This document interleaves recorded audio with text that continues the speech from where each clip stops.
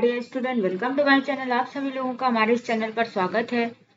आज का हमारा जो ये प्रैक्टिस सेट है, ये प्रैक्टिस सेट आपको बीमारियों पर देखने के लिए मिलेगा।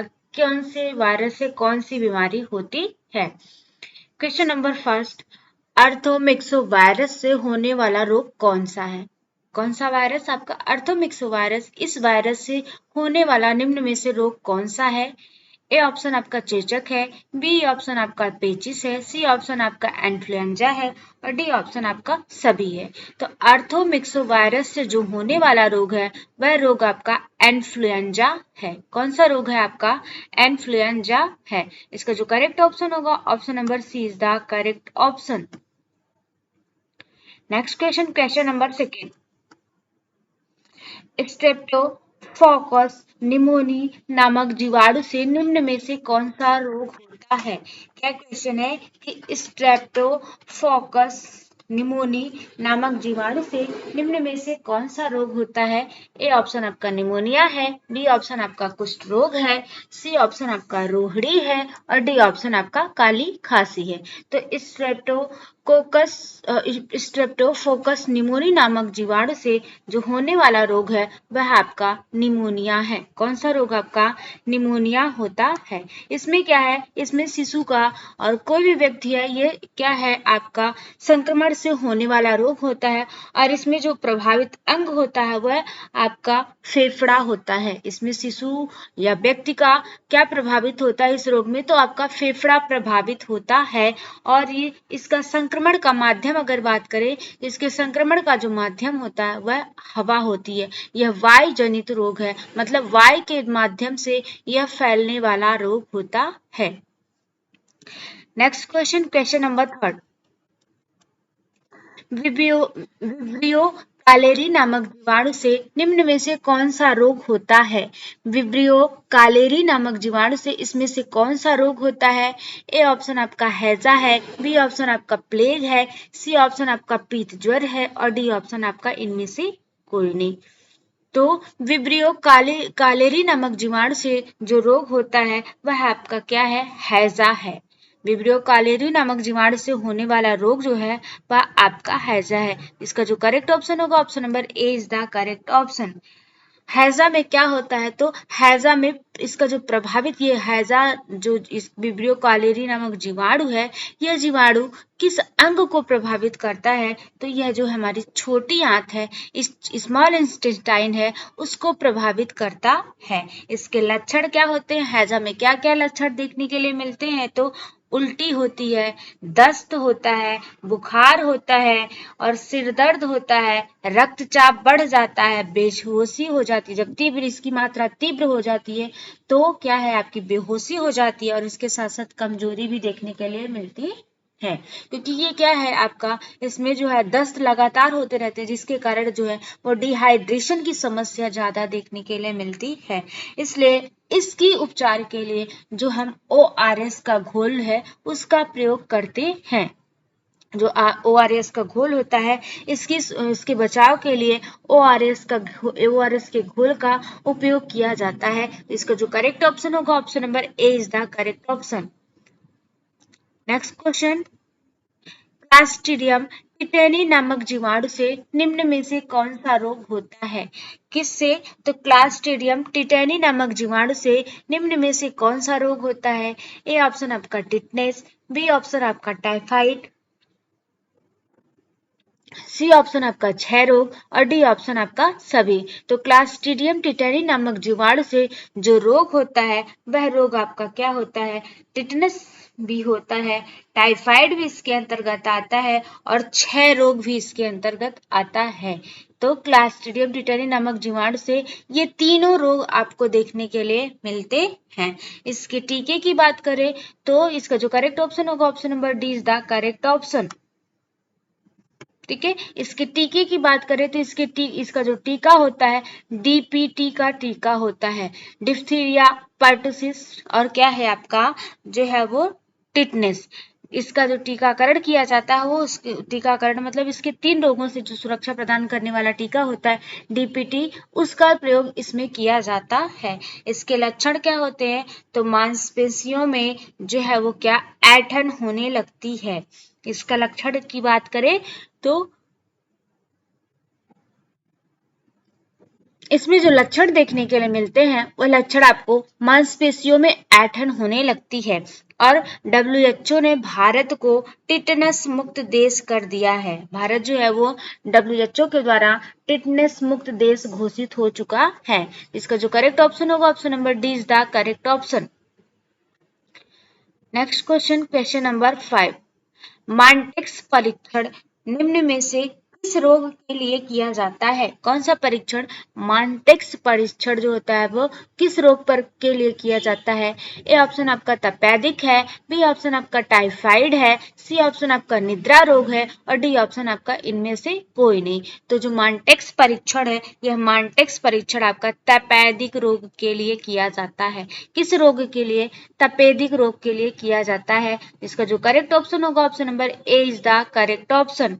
ठीक है, इसमें क्या इसके जीवाणु की बात करें अगर तपेदिक के, तो तपेदिक का जो जीवाणु होता है माइक्रोबैक्टीरियम ट्यूबरक्यूलोसिस। क्या होता है? माइक्रोबैक्टीरियम ट्यूबरक्यूलोसिस जिसे हम कहते हैं। और क्या है इसका टीका क्या होता है? इसका टीका कौन सा इसमें इस रोग में कौन से टीका का उपयोग किया जाता है? तो बीसीजी का जो टीका है उसका प्रयोग किया जाता है। और क्या है इसके अन्य नाम की बात करें तो तपेदिक को हम टीबी के नाम से भी जानते हैं, राज्य अक्षमा के नाम से जानते हैं और इसके साथ साथ 6 रोग भी इसे कहते हैं। इसका जो करेक्ट ऑप्शन होगा option number A is the correct option. Next question, question number 6। Neisseria gonorrhoeae नामक जीवाणु से कौन सा रोग होता है? निसेरिया गोनोरिया नामक जीवाणु से निम्न में से कौन सा रोग होता है? ए ऑप्शन आपका सुजाक, बी ऑप्शन आपका सिफिलिस, सी ऑप्शन आपका मलेरिया और डी ऑप्शन आपका सभी। तो निसेरिया गोनोरिया नामक जीवाणु से जो रोग होता है वह आपका सुजाक देखने के लिए मिलता है। कौन सा रोग होता है? तो जो सुजाक रोग होता है वह निसेरिया गानोरिया नामक जीवाणु से होता है। इसका जो करेक्ट ऑप्शन होगा option number A is the correct option. ठीक है, इसका प्रभावित इस रोग में जो प्रभावित अंग है वह प्रभावित अंग क्या है? आपका जननांग। इसमें जो है जननांग आपका प्रभावित होता है और इसमें क्या होता है तो इसमें जो लिंग होता है उस लिंग के अंदर घाव बन जाते हैं और उसमें धीरे धीरे पस बनने लगता है। लिंग जो होता है उस लिंग में आपके घाव बन जाते हैं और जो है उसमें से पस निकलने लगता है। इसका जो करेक्ट ऑप्शन होगा option number A is the correct option. Next question, question number 7।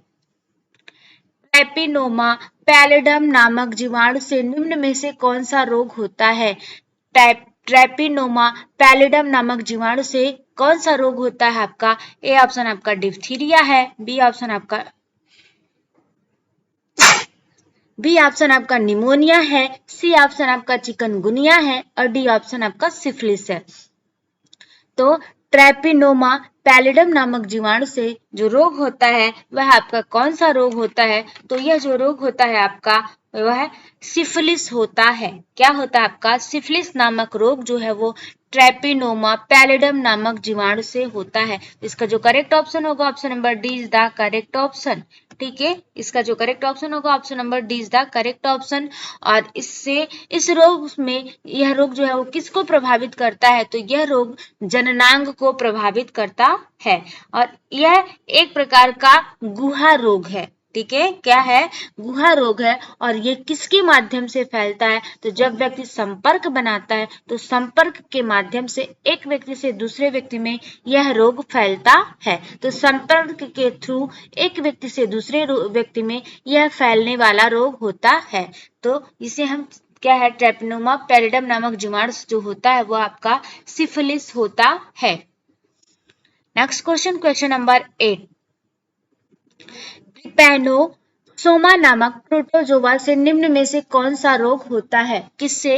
Trypanosoma नामक प्रोटोजोआ से निम्न में से कौन सा रोग होता है? ए ऑप्शन आपका निद्रा रोग, बी ऑप्शन आपका मलेरिया, सी ऑप्शन आपका क्षय रोग और डी ऑप्शन आपका इनमें से कोई नहीं। तो ट्रिपैनोसोमा नामक प्रोटोजोआ से जो आपका रोग होता है वह आपका कौन सा रोग होता है? तो यह जो है आपका निद्रा रोग होता है। कौन सा रोग आपका? तो इसका जो करेक्ट ऑप्शन होगा option number A is the correct option. Next हाँ, इसमें क्या है और यह इसका वाहक, इस रोग का वाहक कौन जीवाणु होता है? तो इस रोग का वाहक जो होती है सीसी मक्खी होती है। ठीक है, क्या होता है आपकी सीसी मक्खी होती है। और इसमें प्रभावित अंग की बात करें तो प्रभावित यह किस अंग को प्रभावित करता है? तो जो मस्तिष्क है उस मस्तिष्क को प्रभावित करता है। निद्रा रोग किस प्रोटोजोआ से होता है? यह एक ऑप्शन, एक क्वेश्चन आपका यहाँ से बनेगा कि निद्रा रोग किसके माध्यम से फैलता है? तो ये प्रोटोजोआ के माध्यम से फैलता है। किस प्रोटोजोआ से फैलता है? ट्रिपैनोसोमा नामक प्रोटोजोआ से फैलता है। इसका वाहक कौन होता है? इसकी वाहक जो है वो सीसी मक्खी होती है। यह कौन से अंग को प्रभावित करता है? तो यह मस्तिष्क को प्रभावित करता है। इसका जो करेक्ट ऑप्शन होगा option number A is the correct option. Next question, question number 9, बालू मक्खी के द्वारा निम्न में से कौन सा रोग होता है? किस मक्खी के द्वारा? आपकी बालू मक्खी है, उस बालू मक्खी के द्वारा निम्न में से कौन सा रोग होता है? ए ऑप्शन आपका काला आजार है, बी ऑप्शन आपका पेचिस है, सी ऑप्शन आपका पायरिया है और डी ऑप्शन आपका सभी है। तो बालू मक्खी के द्वारा निम्न में से कौन सा रोग होता है? तो बालू मक्खी के द्वारा जो काला आजार है यह रोग होता है। इसका जो करेक्ट ऑप्शन होगा option number A is the correct option. क्या है? काला आजार होता है। इसमें यह क्या है? यह भी प्रोटोजोआ के माध्यम से फैलने वाला रोग होता है। इसके प्रोटोजोआ की बात करें तो किस प्रोटोजोआ से यह फैलता है? तो लिस्मैनिया डोरोवनी, लिस्मैनिया डोरोवनी, किससे? लिस्मैनिया डोरोवनी नामक प्रोटोजोआ से यह फैलता है। और अगर प्रभावित अंग की बात की जाए तो प्रभावित अंग जो इससे होता है हमारा अस्थि मज्जा, मतलब हमारी जो बोन मैरो होती है वह प्रभावित होती है, हमारा स्प्लिन प्रभावित होता है, तिल्ली जो इसे हम बोलते हैं वह प्रभावित होता है और इसके साथ साथ आपका यकृत भी इससे प्रभावित होता है। तो इसका जो करेक्ट ऑप्शन होगा option number A is the correct option. Next question, question number 10, entamoeba gingivalis नामक प्रोटोजोआ से निम्न में से कौन सा रोग होता है? किससे?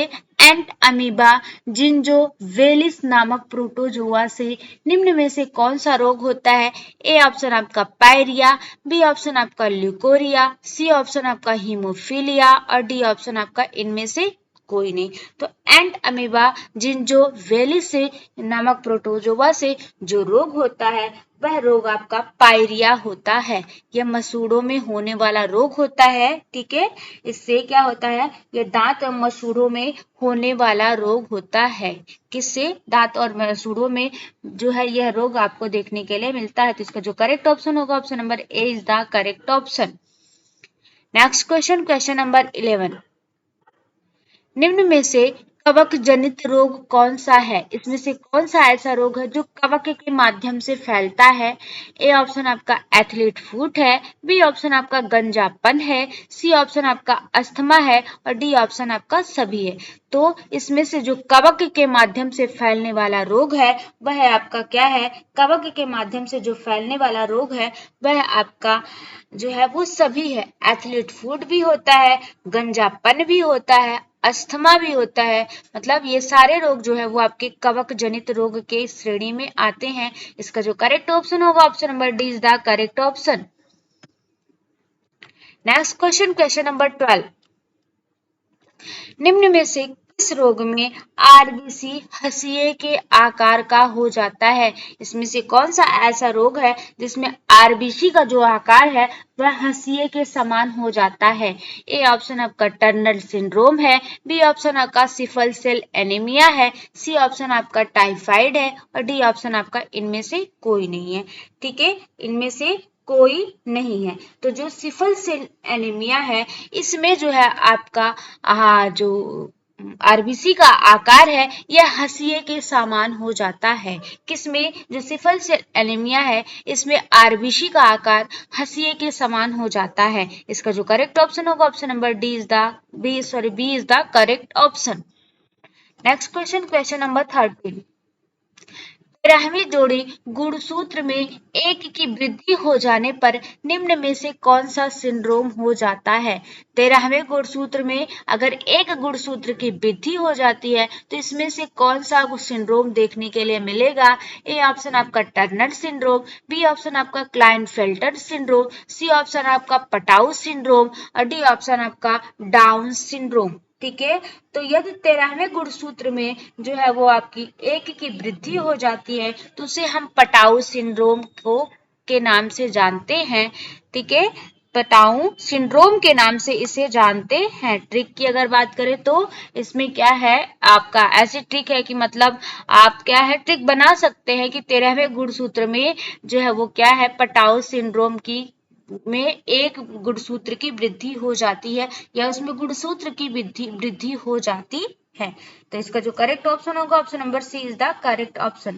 टर्नर सिंड्रोम जो होता है ये टर्नर सिंड्रोम में जो है वो क्या हो जाते हैं आपके 45 गुणसूत्र हो जाते हैं। ठीक है, कितने गुणसूत्र मतलब इसमें एक गुणसूत्र की कमी हो जाती है। टर्नर सिंड्रोम में एक गुणसूत्र की कमी हो जाती है। और क्या है क्लाइनफेल्टर सिंड्रोम जो होता है इस क्लाइनफेल्टर सिंड्रोम में एक सिंड्रोम की वृद्धि हो जाती है। टोटल जो आपके सिंड्रोम्स होते हैं वो क्या होते हैं 46 होते हैं और जो है आपका उसमें टर्नर में एक की कमी हो जाएगी तो 45 हो जाते हैं और क्लाइनफेल्टर में एक की वृद्धि हो जाने के कारण वो 47 हो जाते हैं। बट पटाउ में क्या है पटाउ में जो 13वां गुणसूत्र होता है उस 13वें गुणसूत्र में क्या होती है वृद्धि देखने के लिए मिलती है। तो इसका जो करेक्ट ऑप्शन होगा option number C. Next question, question number 14।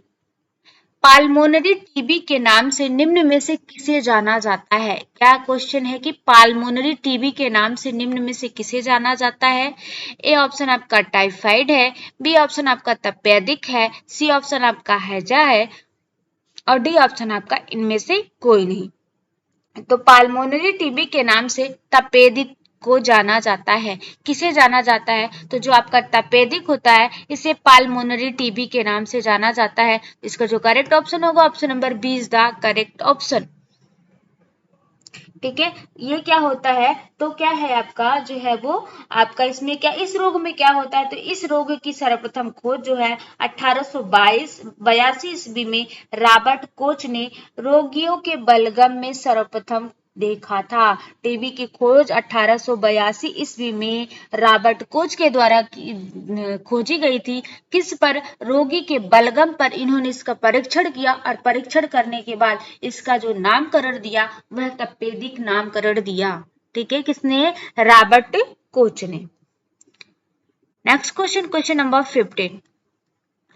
पेचिस निम्न में से कितने प्रकार के जीवाणु से होता है? जो आपका पेचिस होता है जिसे हम डिसेंट्री के नाम से जानते हैं तो डिसेंट्री जो होता है वह निम्न में से कितने प्रकार के जीवाणुओं के माध्यम से होता है?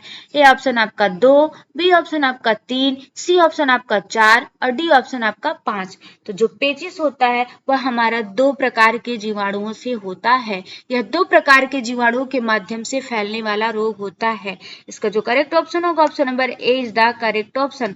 कौन कौन से? एक आपका वैसिलरी जीवाणु होता है और दूसरा आपका एमीबाइड जीवाणु होता है। पहला आपका वैसिलरी जीवाणु होता है और दूसरा आपका एमीबाइड जीवाणु होता है। Next question, question number 16। Dermotropic virus से निम्न में से कौन सा रोग होता है? क्या है आपका टॉपिक वायरस से निम्न में से कौन सा रोग होता है? ए ऑप्शन आपका डिप्थीरिया, बी ऑप्शन आपका छोटी माता, सी ऑप्शन आपका खसरा और डी ऑप्शन आपका चेचक। ठीक है, तो क्या है डर्मोटॉपिक वायरस से जो होने वाला रोग होता है वो आपका क्या है? खसरा होता है। तो इसका जो करेक्ट ऑप्शन होगा option number C is the correct option. क्या है होता है आपका? खसरा होता है।